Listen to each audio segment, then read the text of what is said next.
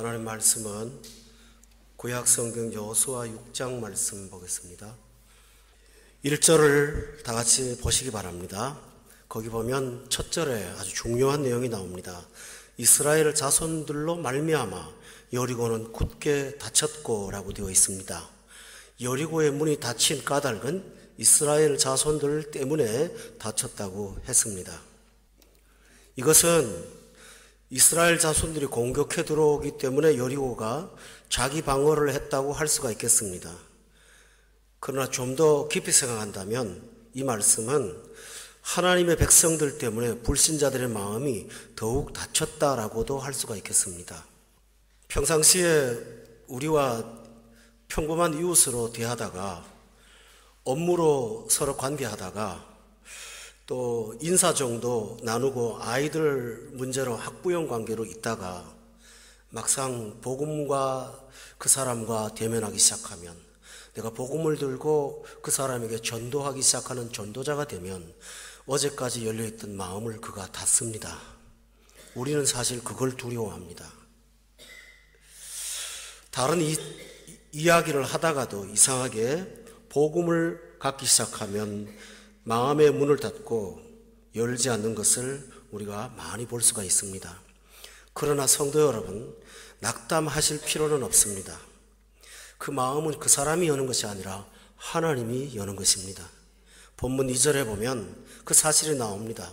여호와께서 여호수아에게 이르시되 보라, 내가 여리고와 그 왕과 용사들을 너의 손에, 그 다음에 뭐라고 그랬냐면 넘겨주었다라고 되어 있습니다. 완료형으로 기록되어 있습니다. 그들은 닫았지만 하나님은 여실 것입니다. 따라서 우리가 볼 것은 그들의 마음을 볼 것이 아니라 그 마음을 주장하시는 하나님을 보고 전도해야 됩니다. 환경과 말씀을 놓고 우리가 항상 보아야 될 것은 환경이 아니라 환경을 주도해 나가시는 여호와 하나님을 바라보십시오. 따라서 우리는 환경을 보지 않고 말씀을 들으면서 믿고 사는 하나님의 자녀요, 그것을 근거로 앞에 나가서 전도도 하고 순종도 하는 사람이라고 꼭 기억하시고 우리 마음속에 오늘부터 결단하시길 바랍니다. 환경을 보지 말고 말씀을 보자, 말씀을 믿자, 이렇게 살아가시기를 바랍니다. 3절에 보면 너희 모든 군사는 그 성을 둘러 성 주위를 매일 한 번씩 돌되 엿새 동안을 그리하라고 했습니다. 우리가 여리고라고 하는 점령할 대상이 있습니다. 그것은 여러 가지 유형으로 살필 수가 있습니다. 우리가 갖고 있는 소망일 수가 있고 또 우리가 걸어가야 되는 구원의 완성일 수도 있습니다. 그런데 이 여리고성이 함락되는 방법은 하나님께서 가르쳐 주신 방법대로 하는데 매일 한 번씩 엿새 동안 그리 도는 것입니다. 여기서 중요한 단어는 매일입니다. 한 번씩 도는 것입니다. 신앙생활은 간헐적으로 하는 것이 아니라 우리가 아침밥 먹고 점심 먹고 저녁 먹는 것처럼 매일매일 하나님과 관계하고 살아야 됩니다. 그리고 똑같은 삶을 반복하는 것입니다. 이 사이클을 깨트리면 절대 안 됩니다. 1년에 52주가 우리한테 주어진 명령입니다. 그 52주의 성은 어떤 일이 있더라도 지켜서 매일매일 돌아야만 됩니다. 7일 동안 돌아라고 한 성을 앞에 놓고 어떤 사람은 이틀 쉬고 어떤 사람은 3일 쉬고 어떤 사람은 하루를 쉬었다면 여리고성은 결코 함락되지 않았을 것입니다. 근데 우리는 주의를 습관적으로 지키고 반복해 지키는 것들을 너무 가벼이 여기는 경향이 있습니다. 오늘 현대인들은 주의를 성수해서 목을 걸지 않습니다. 마음도 걸지 않습니다. 편리에 따라서 직장은 빠지지 않으면서 예배는 마음껏 빠질 수 있는 사람이라면 여러분의 신앙을 심각하게 재고해 보시길 바랍니다. 우리는 매일 돌아야 됩니다. 매주 돌아야 됩니다. 그리고 아무것도 일어나지 않은 엿새 동안 반복해야 됩니다. 그 신앙생활을 반복하는 것입니다. 성도 여러분, 이 사실은 우리한테 매우 중요한 사실입니다. 우리가 아침에 일어날 때 태양이 뜬다라는 사실을 의식하지 않습니다. 왜냐하면 매일 뜨니까요.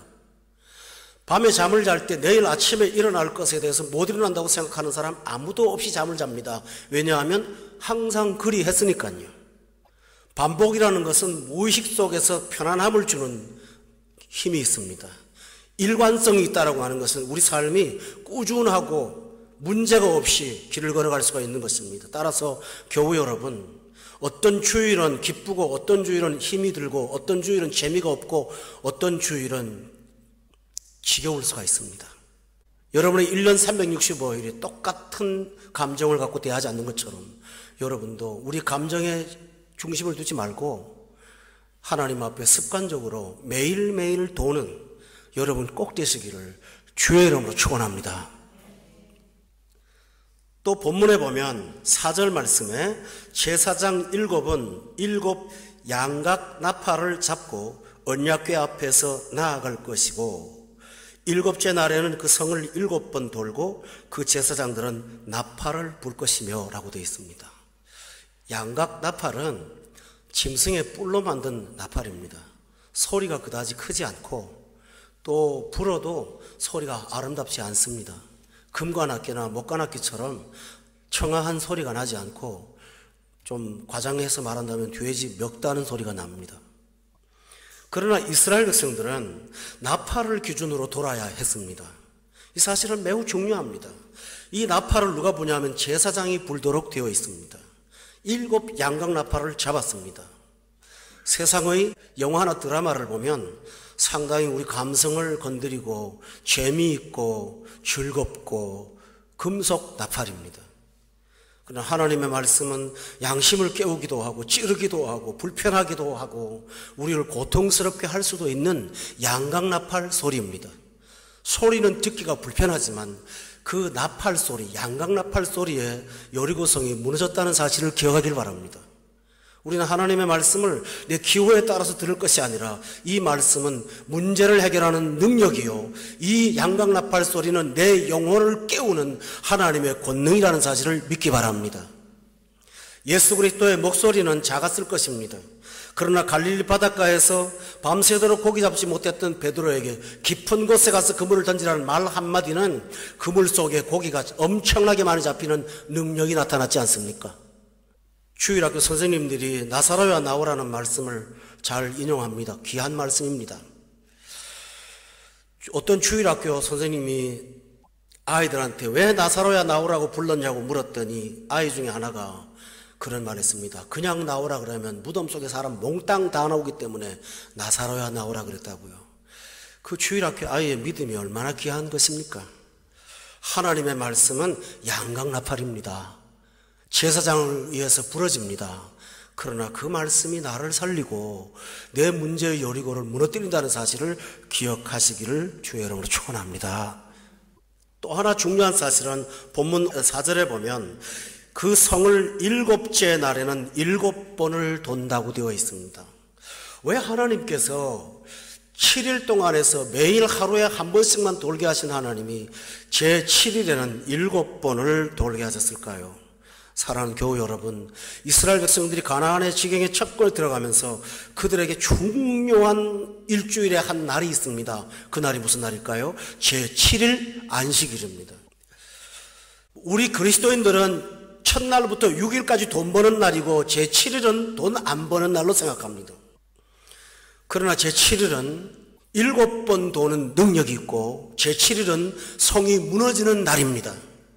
예수님께서 질병을 고칠 때는 주로 안식일에 치유하셨습니다. 왜 그런지 아세요? 안식일은 능력의 날이라는 것을 의도적으로 보여주시려고 안식일에 치유하신 것입니다. 주일의 능력을 여러분이 과소평가하지 않기를 예수 이름으로 축원합니다. 여러분의 주일을 한 주간에서 가장 소중한 날, 가장 능력 있는 날, 가장 힘 있는 날로 여러분이 기억하시기를 바랍니다. 그날 무너지는 거예요. 그날 부는 거고 그날 넘어지는 거예요. 왜 다른 날은 한 바퀴를 도는데 그날은 7바퀴를 돌라고 하셨을까요? 우린 이 사실을 결코 잊지 않고요. 주일을 지킬 때 평일보다 7배의 노력을 더하십시오. 주일을 지키는데 평일보다 7배의 열정을 더하십시오. 주일을 지키는데 평일보다 7배의 정성을 더하십시오. 그리할 때 하나님께서 우리 앞에 여리고가 무너지게 하는 능력을 허락해 주실 것을 믿습니다. 할렐루야. 또 하나 있습니다. 본문 6절을 다 같이 한번 읽어보겠습니다. 6절 말씀 시작. 여호수아가 제사장들을 불러 그들에게 이르되 너희는 언약궤를 메고 제사장 7은 양각나팔 7을 잡고 여호와의 궤 앞에서 나아가라고 했습니다. 여기 중요한 사실은 여리고성을 무너뜨릴 때 첫 번째 전략은 도는 것입니다. 두 번째 전략은 나팔 소리를 따라가는 것입니다. 그리고 세 번째 전략은 7일에 7번 도는 것입니다. 그런데 네 번째 전략이 있습니다. 6절에 보면 너희는 언약궤를 메라고 했습니다. 그리고 그 언약궤를 따라가라고 했습니다. 사랑하는 교우 여러분, 구약시대에서 언약궤는 어떤 역할을 했습니까? 언약궤는 지성소에 들어가 있는 하나님의 성물입니다. 근데 그 안에는 세 가지 내용물이 있습니다. 하나는 십계명의 돌판 2개입니다. 또 하나는 아론의 싹이 난 지팡이입니다. 또 하나는 하늘에서 내려온 만나입니다. 이 세 개를 집어넣고 뚜껑을 닫아서 그 위에 속죄소라는 뚜껑을 이름하여 거기다가 피를 발랐습니다. 그런데 이것은 이스라엘 백성들한테 매우 중요한 의미를 갖고 있습니다. 보이지 않는 영이신 하나님이 너희와 함께 한다는 사실을 언약궤를 통해서 하나님이 보여주셨습니다. 따라서 언약궤가 진중에 있다는 사실은 하나님이 이 속에 임재하여 계신다라는 중요한 뜻을 눈으로 보여주고자 하는 것입니다. 여러분 기억하십시오? 이스라엘 백성들이 블레셋의 침공을 받았을 때 엘리의 아들인 홈니와 비느하스가 전쟁에 이기고자 법궤를 들고 앞에 나갔던 거 기억합니까? 그러나 그렇게 쓸 때는 하나님께서 임재하지 않으셨습니다마는 하나님의 임재를 의지하고 살아가는 사람한테 이 언약궤는 하나님의 임재의 상징이었습니다. 성도 여러분, 여리고를 무너뜨리는데 언약궤가 앞에 갑니다. 왜 갑니까? 다시 말하면 하나님이 이 전쟁에 참여하신다는 사실입니다. 하나님이 이 전쟁에 주도하신다는 사실입니다. 하나님이 이 전쟁에 앞서서 하신다는 사실을 말씀하고 있습니다. 우리가 달력을 보면 일, 월, 화, 수, 목 이렇게 나가죠. 어느 나라 달력이든지 일요일이 앞에 있지 끝에 있지 않아요. 그 까닭이 있습니다. 일이 뭐예요? 제일 먼저예요. 위크엔드가 아니고요, 제일 먼저예요. 첫날이에요. 그 날을 앞세우고 하나님의 임재를 앞세우면 나머지는 따라가는 날이에요. 근데 우리는 일상생활을 앞세우고 나머지는 끝으로 봐요. 그러나 하나님의 임재가 앞에 섰을 때 삶은 승리와 하나님의 은총이 보장되어 있다는 사실을 여러분이 기억하시기를 바랍니다. 이 생애 질서가 얼마나 중요한지 우리 신앙생활에서 너무너무 중요하다는 사실을 다시 한번 여러분께 말씀을 드립니다. 또 하나 10절 말씀을 한번 다 같이 읽어보시기 바랍니다. 10절 말씀입니다. 한번 읽어볼까요? 시작. 백성에게 명령하여 이르되 너희는 외치지 말며 너희 음성을 들리게 하지 말며 너희 입에서 아무 말도 내지 말라. 그리하다가 내가 너희에게 명령하여 외치라 하는 날에 외칠지니라 하고라고 했습니다. 여러분 기억해 보세요. 상상해 보세요. 여리고성을 앞에 두고 이스라엘 백성들이 어린아이까지 빠지지 않고 매일 한 바퀴씩 도는데 아무 말 하지 않고 돌고 있어요.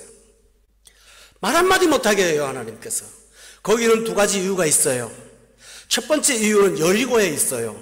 하나님께서 여리고성 앞을 일주일을 계속 돌게 하는 까닭이 뭘까요? 그 중에 한 명이라도, 여리고성 사람 한 명이라도 하나님의 손길을 기억하면서 빨리 깃발을 들고 나를 구원해달라고, 나는 예수 믿겠다고 고백하기를 하나님께서 원하는 기한을 주시는 것입니다. 시간을 주시는 거예요. 그래서 절명시키지 않고 도는 거예요. 불신자들은 이 사실을 몰라요. 자기가 교회를 안 나가고 예수를 안 믿고 가족을 핍박해도 아무런 삶의 문제가 없기 때문에 그들은 하나님이 법궤를 갖고 돌고 있다는 사실을 의식하지 않는 거예요. 그러나 하나님이 기회를 주시는 것입니다. 쳐다보게 하는 것입니다. 날마다 보게 하면서 그 심령을 불편하게 하는 것입니다. 라합처럼 나를 구원해달라고 소리를 지르기를 하나님이 원하셔서 여리고 때문에 일주일 동안을 뱅글뱅글 돌게 하신 것입니다. 그러므로 교우 여러분, 성경에 보면 이런 말이 있습니다. 의인 노아가 이 세상을 정지하는 사람이 되었다고 말합니다. 이 말이 무슨 말인지 아세요? 산꼭대기에서 비도 오지 않는 그 바짝 마른 하늘에 100년 동안 축구장 마른 배를 짓고 있는 그 사람들은 세상이 볼 때는 미치광이 집단입니다. 그러나 또 한편으로는 정말 양심이 조금 있는 사람이라면 그 노아의 삶의 모습을 보면서 그들은 정죄를 받고 있지 않습니까? 구원을 준비하지 않는 자기 자신들이 얼마나 방탕한 사람인지를 하나님이 보여주는 것이에요. 따라서 우리 신자들은 세상에 나가서 너는 나쁜 사람이야, 너는 죄인이야 하고 말하지 않습니다. 그렇지만 우리가 신앙생활하는 자체가, 우리가 경건생활하는 자체가, 주의를 지키는 자체가 이웃을 정죄하는 것입니다. 이 정죄가 무슨 말입니까? 너의 삶은 온전치 않아라고 말하는 것입니다. 여러분의 가까운 사람이 주의를 빼먹고 만나자고 할 때 딱 말합니다. 나는 주일 때문에 못 간다고 말한다면 그는 정죄를 당합니다. 자기 자신의 삶이 온전치 못하다는 걸 그들은 인정합니다. 그러나 그리스도인들이 그의 계획에 동참하게 되면 어찌 될까요? 정죄를 하는 것이 아니라 정당화시키는 것입니다. 우리 신자들은 우리의 하는 행위가 어떤 상대방에 정당화시킨다는 사실을 믿으십니까? 술 한 잔이 지옥 갈 정도로 심각한 문제는 아니죠. 그러나 기억해 보십시오. 목사의 손에 술잔이 들렸다고 해서 그 술잔 하나 때문에 지옥은 가지 않습니다만은 얼마나 약한 심령들의 많은 심령들의 심령을 하나님으로부터 멀어지게 할까요? 왜냐하면 정당화시키기 때문에. 그렇지 않을까요? 따라서 우리의 자세로 세상을 정죄하기 위해서는 구별되게 살아야 될 줄로 저는 믿습니다. 그러므로 침묵하는 일주일의 뺑뺑이 돌리는 것은 여리고성 사람들을 구원하시게 하는 하나님의 기대입니다. 굳게 닫은 문을 열고 하나라도 빠져나오기를 바라고 라합처럼 붉은 줄을 내리고 우리 집을 살려달라고 소리를 지르는 하나님이 원하는 거 바로 그겁니다. 여러분은 우리의 반복되는 습관의 생활, 반복되는 경건의 생활이 이웃에게 정죄를 하고 이웃을 구원하는 하나님의 도구라는 사실을 믿으시기를 바랍니다. 저 어릴 때 시골 동네 살았습니다. 근데 그 동네가 한 50호 정도 되는 크지 않은 동네임에도 불구하고 그 동네에서 예수 믿는 집은 우리 한 가정밖에 없었다고요. 주일날 교회를 가려면 논에서 일을 하지 말아야 되고 밭에서 일을 하지 말아야 되지 않습니까? 그리고 옷을 곱게 차려입고 가는 우리 식구들을 바라보면서 지나가는 들판에서 일하는 사람들은 게을러 터진 식구들이라고 욕도 하고 비난도 하고 조롱도 했습니다. 그러나 그쪽에서 몇몇 사람들은 내심 내가 저렇게 살아야 되는데 하는 양심에 부담이 없을까요? 그래서 우리의 모습을 보고 얼마나 구원받은지 모르지만 지금 들리는 소문에 하면 고향 땅에 한 10가정 정도가 예수님을 영접했다는 소리를 듣고 있습니다. 사랑하는 교우 여러분, 복음을 들고 전하지 못할지라도 우리의 매일적인 경건생활이, 침묵하는 경건생활이 능력이 있다는 사실을 믿으시기를 바랍니다. 또 하나는 나 자신을 위해서 침묵하는 것입니다. 교우 여러분, 우리는 하나님이 허락하신 지성이 있고 판단력이 있습니다. 그러다 보니 내 상식에 안 맞고 내가 갖고 있는 생각에 동의가 되지 않을 때는 우리는 항상 말하게 되어 있습니다. 첫째 날 돌 때는 아무 말 없던 군중이 있고 이튿날 몇몇 사람이 이거 우리 미친 거 아니야? 이거 지금 돌고 있다가 돌아버리겠다. 뭐 그러지 않겠어요? 실제로 이스라엘 백성들 그러지 않았습니까? 광야에서 뺑뺑이를 하나님이 돌리니까 모세 저 치마 치우고 우리가 장관 뽑아갖고 애굽으로 돌아가자고 얼마나 소리를 질렀어요. 여러분 기억하시죠? 그러니까 하나님이 침묵하게 하는 거예요. 우리의 신앙생활은 하나님의 명령 앞에 침묵하며 도는 것, 이것이 바로 하나님께서 원하시는 사실입니다. 여러분 기억하십시다. 따라합시다. 하나님은 우리보다 더 지혜로우십니다. 그걸 바로 침묵이 인정하는 거예요. 내가 침묵하고 있다는 사실은 하나님의 지혜와 하나님의 지성과 하나님의 전지하심을 우리가 인정하는 거잖아요. 그렇잖아요. 거기에 바로 신앙의 고백이 있다고요. 입으로 신앙 고백한다는 말은 침묵으로도 고백하는 것이 있다는 사실을 기억하십니까? 어떤 신자의 집안에서 아들, 딸이 엄마 교회 왜 그렇게 어떻게 하고 말이 많아요. 그런데 그 엄마가 그저 하라면 해. 주먹하게 하는 거예요. 처음에는 이해하지 못하는 자녀들이 시간이 갈수록 우리 엄마 신앙 참 무섭다 그럽니다. 나중에 그런 어른이 돌아가시고 나니까 그 집안에서 자녀들이 뭐라 하는지 압니까? 우리 엄마 신앙 정말 순전한 신앙이었어요, 목사님. 우리 엄마는 정말 예수밖에 몰랐어요. 그 자녀들이 그렇게 고백하는 걸 들었습니다. 그래서 왜 그러냐 그랬더니요, 뭐 하라 그러면 말씀이 없대요. 그냥 한대요. 침묵인 거예요. 사랑하는 교회 여러분, 우리가 신앙생활 할 때 내 속에 있는 변증을 죽이고 합리를 죽이고 하나님 앞에 전폭적으로 순종하는 저와 여러분 되시기를 주의 이름으로 축원합니다. 본문 15절을 다 같이 한번 보겠습니다. 시작. 일곱째 날 새벽에 그들이 일찍이 일어나서 전과 같은 방식으로 그 성을 7번 도니 그 성을 7번 돌리는 그날 뿐이었더라. 일곱째 날은 다른 날과 조금 다른 자세가 있었습니다. 본문 15절에 보니까 부가된 게 있어요. 새벽에 그들이 일찍 일어났어요. 여러분 성경에 보면 요 용어가 반복되는 게 몇 군데 있습니다. 첫 번째 반복은 창세기 22장에 보면 하나님이 아브라함한테 자식을 바치래요. 그런데 아브라함이 한 행동이 뭔지 압니까? 아침에 일찍 일어나서, 기억하시죠? 순종의 면에 있어서 그걸 강조하는 까닭이 뭘까요? 오늘 본문에도 그 사실을 강조하는 까닭이 뭘까요?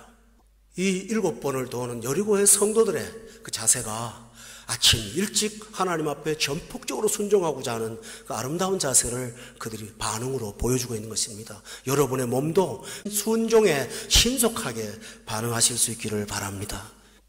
우리가 불신자로 살 때는 우리가 육신의 정욕이나 본능이나 내가 갖고 있는 욕구에 몸이 굉장히 빨리 반응합니다. 세상 노래에 금방 젖어들고요. 분위기 나는 호텔 바에 앉아 있을 때는 갑자기 그 분위기가 성령보다 훨씬 더 좋아요. 녹아들고요. 내가 내 몸이 나도 모르게 세상의 반응이 굉장히 적극적이에요. 그런데 경건 생활을 할수록 불순종에 대한 반응이 점점 무뎌지기 시작합니다. 잘 안 돼요. 어색해요. 불편하고. 우리 인터넷 같은 걸 보는데 처음에 불신자였을 때는요, 누가 어떻대 그러면 또 클릭을 해요. 가수가 어떻대 그러면 클릭을 하잖아요. 그래 시간이 가면 갈수록 점점 더 어떻게 되는지 아세요? 그 표기 화면이 불편해요. 저같이 아예 아무것도 없는 구글 하나만 딱 띄워놔요. 그래 차라리 편해요. 자꾸 시간을 뺏는 거에 대한 마음의 불편함이 있던가요, 없던가요? 있죠? 그게 왜 그럴까요? 불순종에 몸이 잘 안 따라가는 거예요. 여러분이 잘한 거예요. 아멘? 커간 거예요. 성장을 한 거예요. 나도 모르게 그쪽에 무디어요. 힘들어요. 잘 안 맞아요. 그러나 어디서 멀리서 들려오는 찬양 소리에는 내 귀가 왜 그렇게 예민하기 시작합니까? 은혜가 되는 것입니다. 이것처럼 아침 일찍 일어나 순종하는 순종 반응의 사람으로 여러분이 하나님 앞에 대응하신다면 하나님이 얼마나 기뻐하시겠습니까? 할렐루야. 또 하나 본문 말씀에 보면 이런 말씀이 있습니다. 20절 말씀을 다 같이 한번 읽어볼까요? 시작. 제사장들은 나팔을 불매 백성이 나팔 소리를 들을 때에 크게 소리질러 외치니 성벽이 무너져 내린지라. 백성이 각기 앞으로 나아가 그 성에 들어가서 그 성을 점령하고 라고 했습니다. 하나님께서 엿새 동안 말 한마디 하지 못하게 하신 하나님이 제7일에 나팔 소리가 부를 때에 본문 20절에 보니까 백성은 소리를 지르고 외쳤다고 되어 있습니다. 교회 여러분, 우리가 세상에 대한 의문, 답답함, 하나님에 대한 변론, 침묵할 것입니다.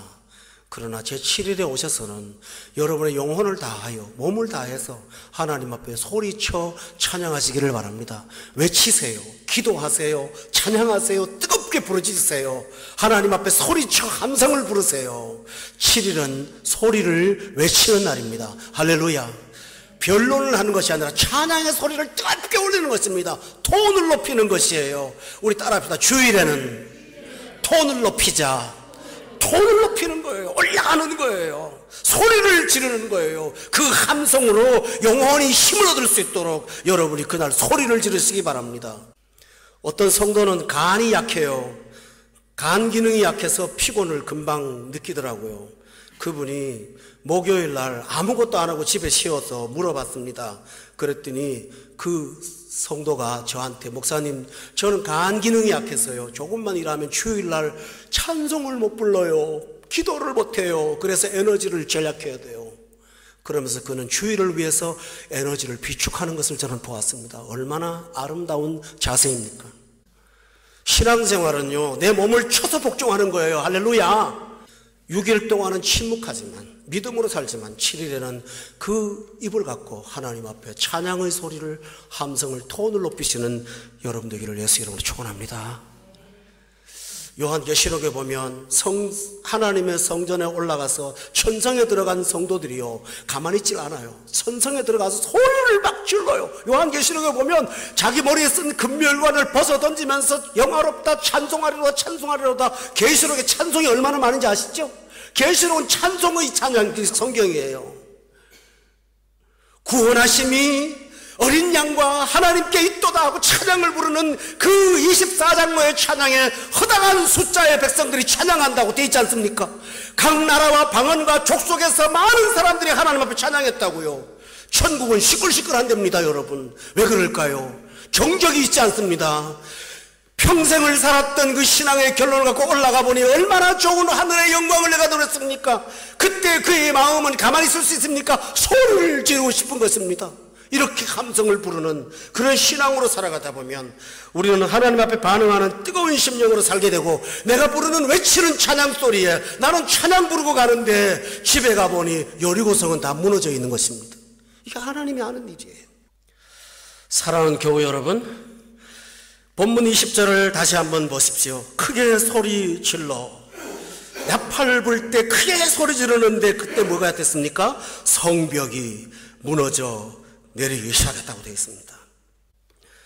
교우 여러분, 여기서 연상을 해보세요. 이스라엘 백성들은 여리고성을 점령하기 위해서 한 일은 딱 한 행동밖에 없어요. 뭐죠? 도는 거예요. 칼을 쓴 적도 없고요, 성벽 무너뜨리려고 사다리 타고 올라간 적도 없고요, 불 붙인 적도 없고요, 아무것도 한 적이 없어요. 그런데 나중에 고고학자들이 여리고성 예터를 찾아서 조사를 했어요. 그랬더니 깜짝 놀랄 일을 발굴했습니다. 성터가 그대로 남아있더래요. 이 바닥이 기초가 남아있는데요, 그 기초가 지진이 나면서 안쪽으로 기울어져 갖고 이렇게 무너진 거예요. 그대로 있는 거예요. 고고학자들이 발견한 사실이에요. 밖에서 무너뜨리는 것이 아니라 하나님께서 그 성을 함몰시켜버린 것입니다. 지축을 흔들어서 지진이 나게 해서 그들을 무너뜨리는 것처럼, 성도 여러분, 우리의 영적 싸움은 찬양입니다. 예배입니다. 그거 하는데 하나님께서는 우리 삶을 능력 있게 바꾸어 놓을 줄로 저는 믿습니다. 우리가 열심히 할 것은 세상이 아니라 하나님이라는 사실을 꼭 기억하고, 우리가 소리 지를 때는 우리의 문제의 성을 하나님께서 무너뜨린다는 사실을 꼭 믿으시길 바랍니다. 그 와중에서 여리고성에 들어간 이 이스라엘 백성들은 한 일이 또 하나 있습니다. 본문 22절을 다 같이 한번 읽어보겠습니다. 본문 22절 시작.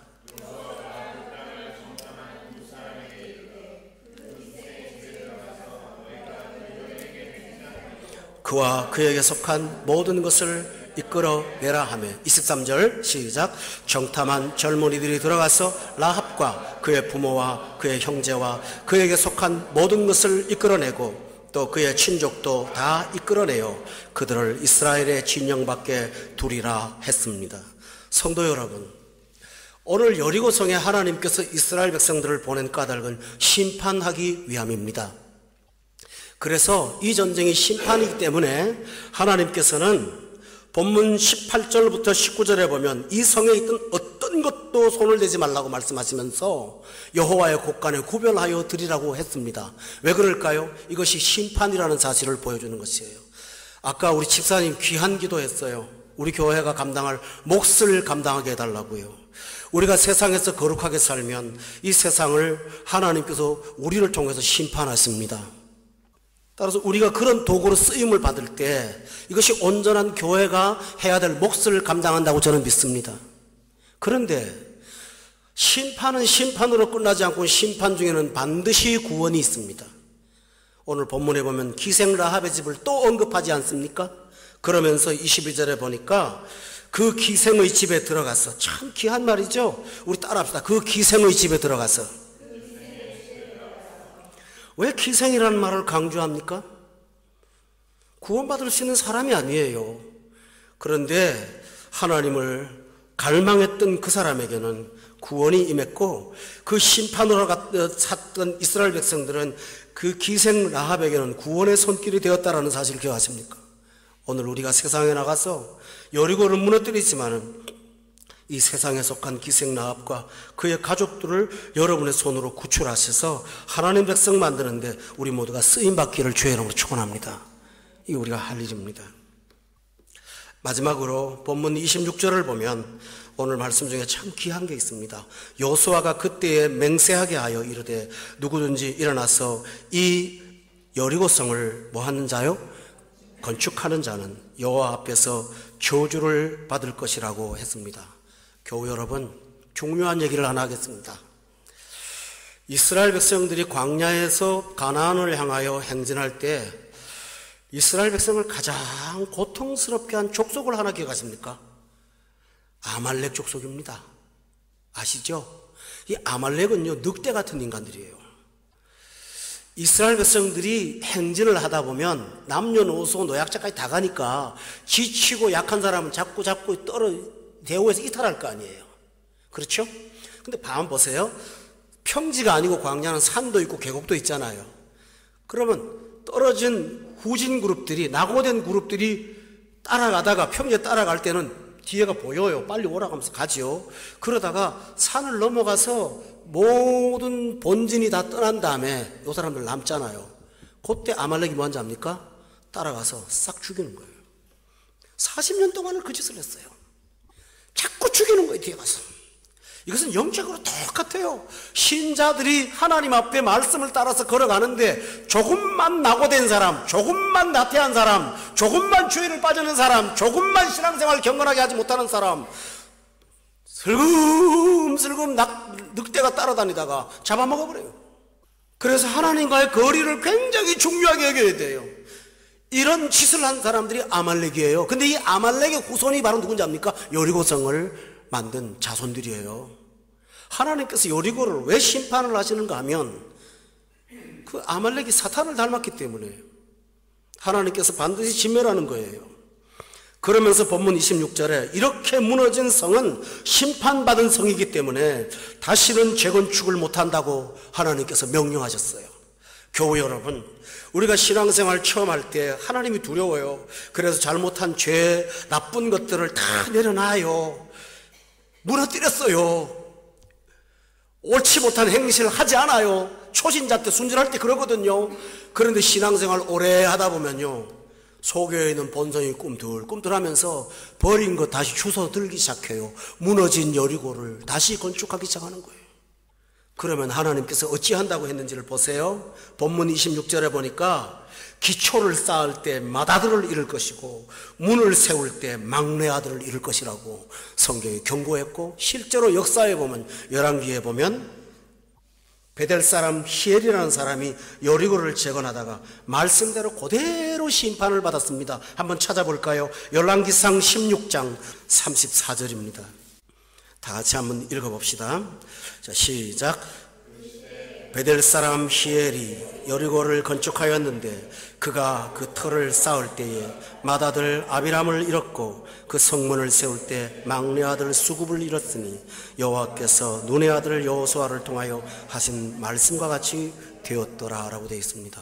교우 여러분, 34절을 주목해 보세요. 어디 사람이라고 기록되어 있는 걸 보세요. 누굽니까? 베델이 뭐죠? 벳 집이란 뜻이고 엘 하나님, 하나님의 집이에요. 이 이름 누가 붙였어요? 야곱이 붙인 이름이죠. 베델은 성산이에요. 베델에 사는 사람이라면 경건한 사람 아닙니까? 교회 다니는 사람이라고요. 예수 믿는 사람이라고요. 그런데 자기가 버렸던 여리고성을 자기 손으로 다시 건축을 했다고요. 오늘 우리 신자들이 음란하고 지저분하고 더러운 거 다 버렸는데 그걸 다시 건져내서 다시 소중히 갖기를 원하십니까? 여러분, 맏아들 잃어버리고 막내 아들 잃어버립니다. 하나님이 무너뜨린 것을 여러분이 세우지 않기를 주의 이름으로 축원합니다. 근데 언제 이런 일들이 생기는지 아십니까? 33절을 보세요. 아세라상을 만들고 이스라엘 모든 왕보다 심히 이스라엘 하나님을 노하게 했던 이 악한 아합의 시대에 그들이 양심의 가책을 잃어버리고 악한 일을 하다가 결국은 무너지고 만 것입니다. 역사의 교훈을 여러분이 잘 들으시기 바랍니다. 성도 여러분, 이스라엘 백성들에게 여리고성을 점령하기 위해서 하나님이 얼마나 노력을 하고 준비하셨습니까? 기억하시죠? 여리고성 앞에서 할례를 하지 않았어요? 그렇죠? 그걸 나갈 때까지 꽁꽁 아파 누워있게 하고 그 길갈에서 회개를 시키고 거기서 유월절을 첫 번째로 지내는 거 여러분 기억하십니까? 그렇게 준비하고 경건하게 만들어서 올라가서 무너뜨린 여리고를 그들의 손으로 베델 사람이 다시 세운다면 그것이야 가능한 일인가? 오늘 우리는 순수했던 초대 신앙들의 아름다운 모습들을 변질시키지 말고 이 타락한 시대에서 무너뜨린 여리고성을 재건하지 않기를 바랍니다. 그리고 그 무너진 곳을 보면서 경고로 삼고 날마다 하나님 앞에 나아가시는 여러분 꼭 되시기를 바라고요. 부탁드립니다. 오늘 꼭 잊지 말 것은 신앙생활은 도우는 거라는 거. 7일에 소리 지르는 거라는 거. 일주일을 도우십시오. 그리고 7일에 소리를 지르십시오. 그래서 무너진 성의 기쁨을 갖고 외치고 찬양하는 저와 여러분 되시기를 우리 예수 이름으로 축원합니다.